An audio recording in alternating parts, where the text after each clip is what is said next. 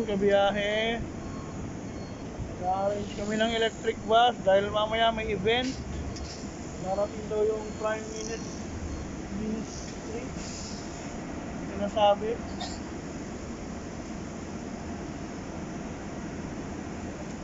Kaya lahat, naglilinis sila, preparing. Ngayon.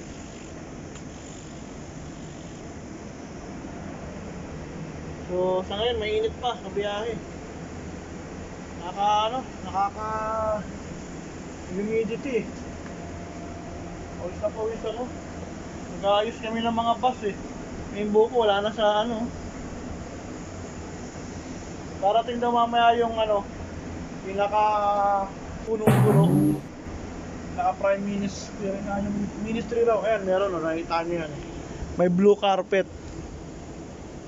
Environmental benefits. Blah. Bubulol ako. Yan.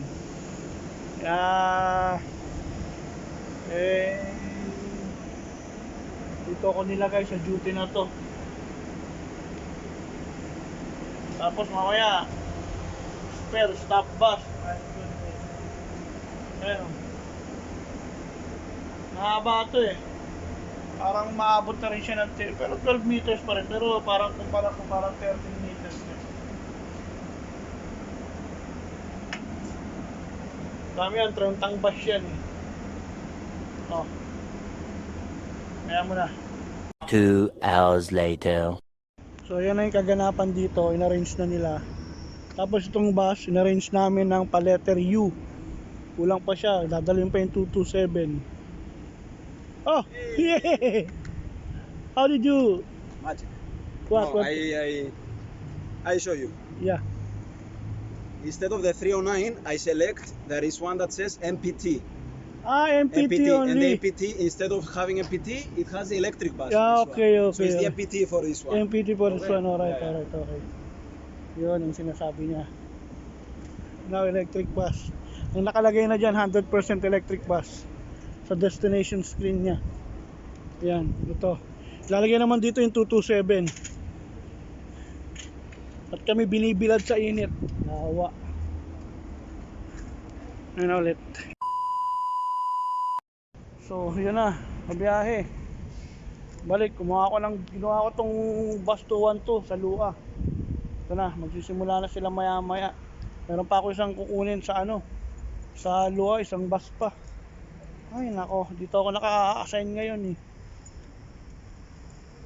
So ang problema ko ngayon, pabalik ng ng Dipo, wala akong ng Floriana, wala akong sasakyan kasi wala na yung mga manager dito.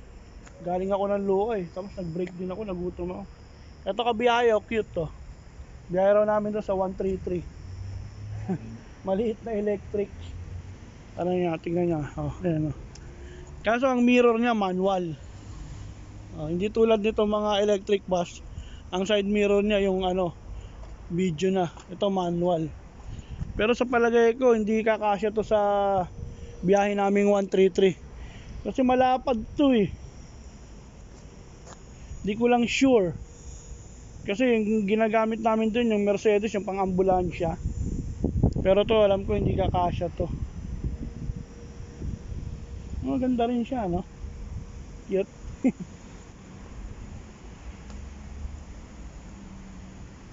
Parang lang daw to, regalo. Regalo ng ilong sa mga nakuha. Bus 295. Galing din. Kinong.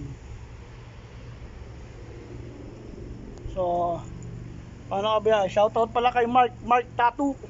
Si Mark na nagtatato rito. Shoutout daw, sabi niya pag nag-vlog daw ako, shoutout. Kaya shoutout mo ko, shoutout Mark. From Floriana 1. Okay. Ciao.